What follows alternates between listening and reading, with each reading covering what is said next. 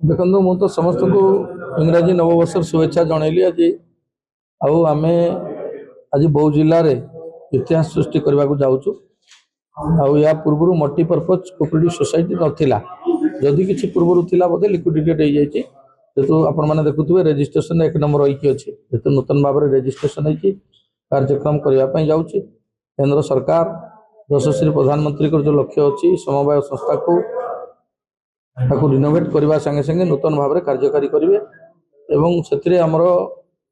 गृहमंत्री श्रीयुक्त अमित शाह नूतन जो department cooperative cell खोल विभाग अंडर अच्छी आईटा सरकार का लक्ष्य अच्छे प्रत्येक पंचायत रे सेवा समवाय समिति केमती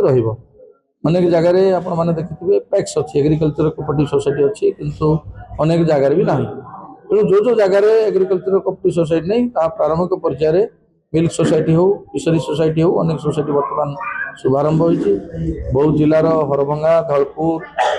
वीरनरसिंहपुर एनएससी लक्ष्मी प्रसाद युवाक बर्तमान प्रारंभिक पर्यायर सोसाइटी गठन होवार प्रक्रिया आरंभ होती